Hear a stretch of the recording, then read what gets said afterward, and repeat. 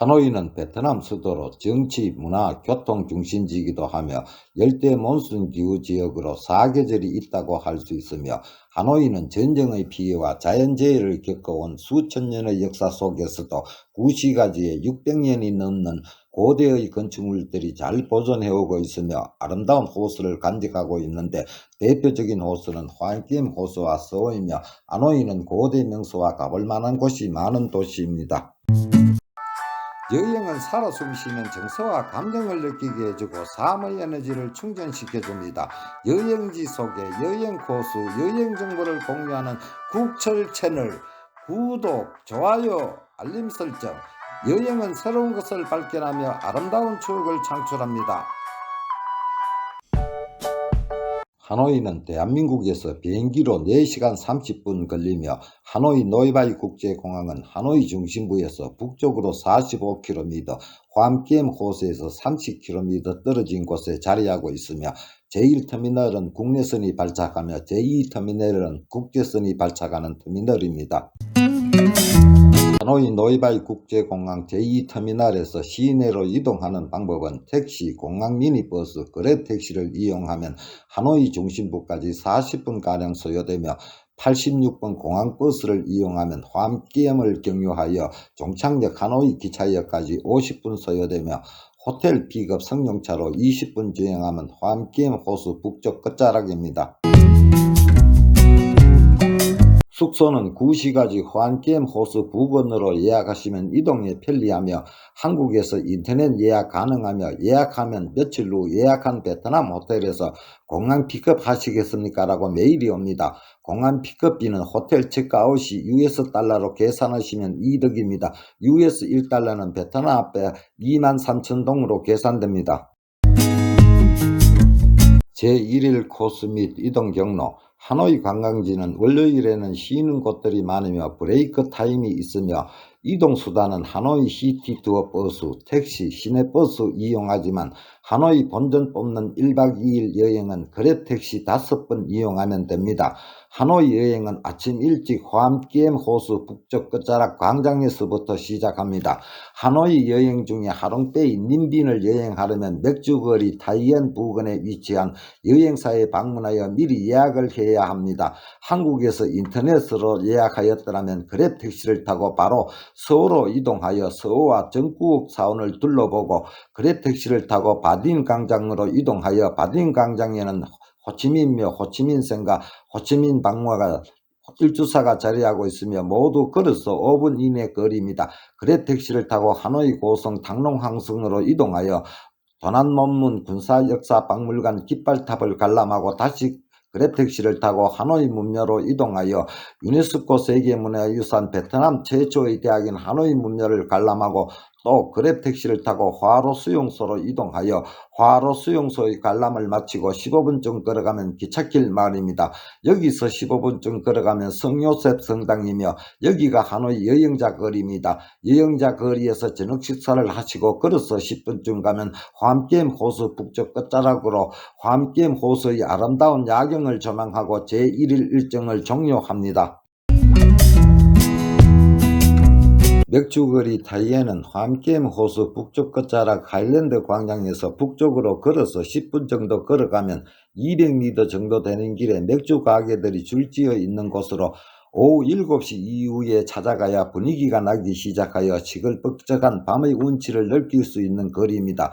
맥주거리 근처에 여행사 사무실이 줄지어 있어 하롱베이 당일치기 1일 투어, 님빈 당일치기 1일 투어를 예약하면 됩니다. 직접 투어 촬영을 운행하는 직영사무실과 투어 대행만 알선해주는 사무실들로 자리하고 있어 투어 가격이 5 내지 10% 정도 이상 발생합니다. 투어 촬영을 운행하는 현지 여행사를 방문하면 한국에서 인터넷 예약보다 3편입니다.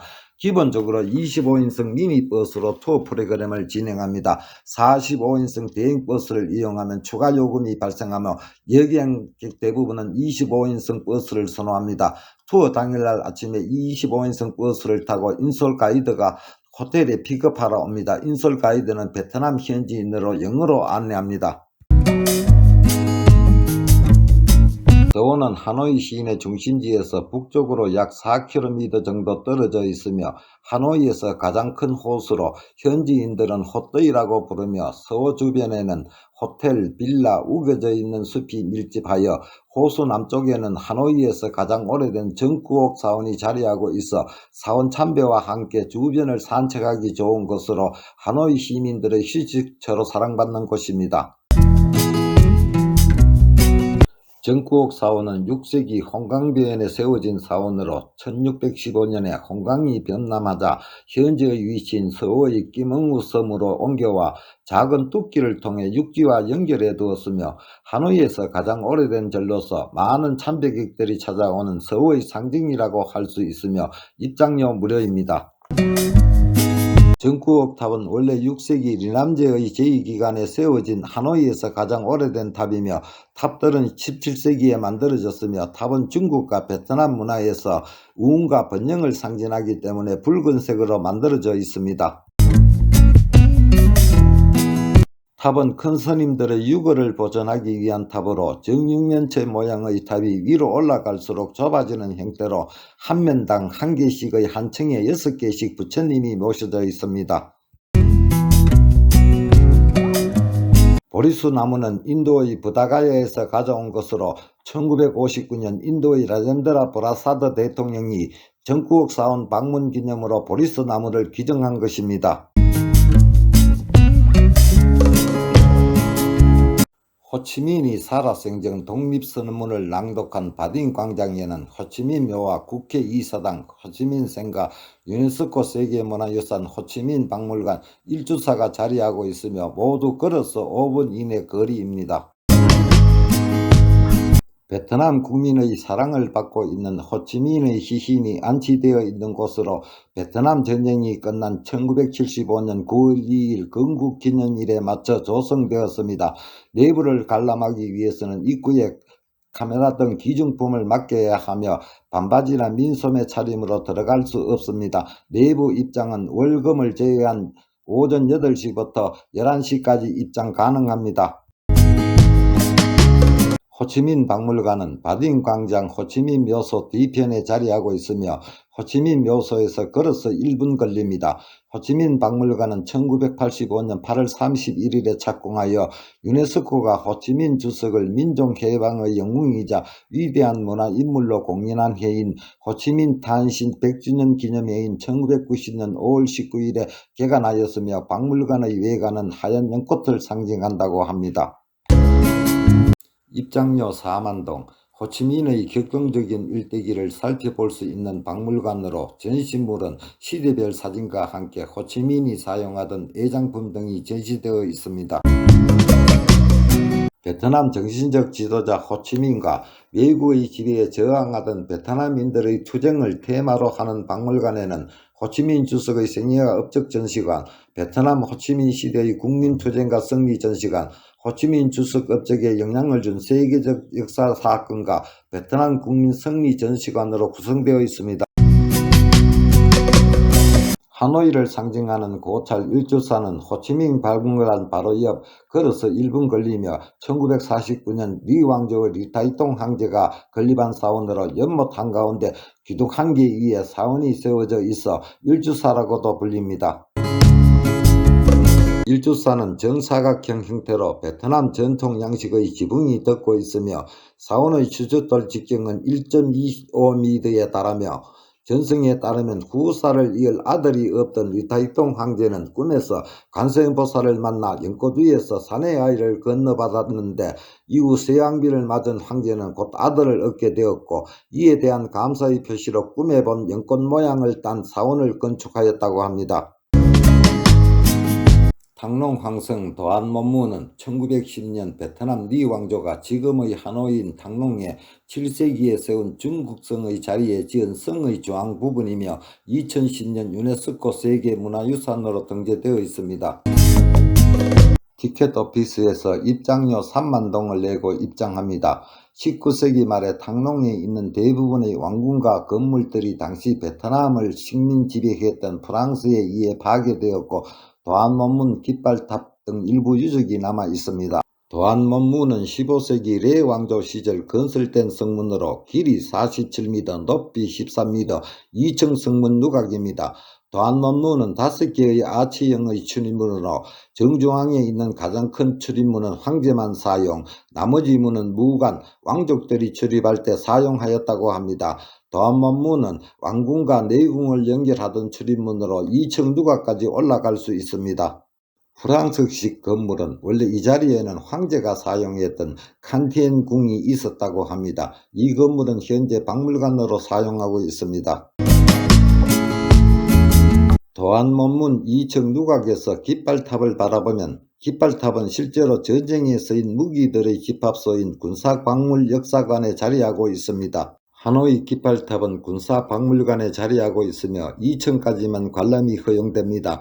깃발탑은 33.4m의 높이로 서구 열강의 침략이 한창이었던 1805년부터 1812년까지 지어진 탑으로 응웬 왕족의 초대 황제인 자룡에 의해 건설되었습니다. 하노이 깃발탑은 프랑스군이 감시탑으로 사용하기 위해 남겨두었기 때문에 잘 보존되었으며 1954년 10월 10일부터 지금까지 베트남 국기를 개양하고 있으며 1989년에 베트남 역사문화유산으로 지정되었습니다. 수차례 파동을 거친 당롱황성 도안문문은 천년의 역사를 증명하고 있습니다. 당롱황성 탐방을 마치고 그랩택시를 타고 문묘로 이동합니다. 하노이 문묘는 1070년 리 왕조 리탄통 황제가 공자의 학덕을 기리기 위해 세운 유교사원으로 하노이 공자묘라고도 불리며 1076년 개교한 베트남 최초의 대학으로 베트남 학문의 전당으로 불리는 명소입니다. 티켓 오피스에서 입장료 3만동을 내고 경내로 들어가는 진입로 대중문을 통과하여 규문각 청강정 대성전을 둘러봅니다. 문묘는 공자의 고향인 중국 곡부 문묘를 모델로 해서 만들어진 것이라고 하며 대중문은 첫 번째 마당에서 두 번째 마당으로 진입하는 문으로 유교의 주요 경전인 대학과 중령을 깨우치길 바라는 의미에서 지은 이름이라고 합니다. 규문각은 천년의 문화 역사도시 하노이를 상징하며 베트남 사람의 호학정신을 상징하는 건축물이며 1805년에 건축된 규문각의 규문이란 학문으로 찬란히 빛나는 별을 뜻하는 의미입니다. 규문각을 통과하면 정면에 바로 보이는 네모꼴의 연못이 청광정입니다. 청광정은 즉 하늘의 빛을 담아낸 우물이라는 뜻입니다. 규문각과 더불어 태극과 음양으로 설명되는 유교의 세계관을 나타내는 상징을 담은 곳이라고 합니다. 청광정 옆에는 여러 개의 비석들이 있는 정각이 있습니다. 거북머리 대자를 한 82개의 진사 제명기가 있으며 비석에는 약 300년간 총 116회에 걸쳐 시행한 과거시험 합격자 1307명의 이름이 새겨져 있습니다. 베트남 사람들이 비석 아래의 거북이를 만지면 시험을 잘 치게 된다고 하여 시험 시즌만 되면 문묘는 문전성사를 이룬다고 합니다. 대성문으로 들어가면 공자를 모신 대성전입니다. 대성전 앞마당에는 세 발 달린 소, 정은 중국 고대 왕조인 상대부터 제작된 얘기로 덕 있는 왕조만 소유할 수 있다고 여기던 권력의 상징물이었습니다. 좌측과 우측으로는 정자, 맹자, 안자, 자사의 목상입니다. 정자는 공자 사후 가장 유력한 제자로 유명하며 자사는 공자의 손자이자 정자의 제자로 정자의 사상을 이어받은 것으로 알려져 있습니다. 안자는 공자의 수제자라 할 수 있으며 맹자는 공자의 직계 제자는 아니지만 추후 공자의 사상을 가장 잘 전파한 인물로 유명합니다. 문묘 바로 앞에 유명한 꽁카페가 있습니다. 시원한 코코넛 스무디 한 잔으로 에너지를 충전하고 난 후 다음 목적지인 화로 수용소로 그랩택시를 타고 이동합니다.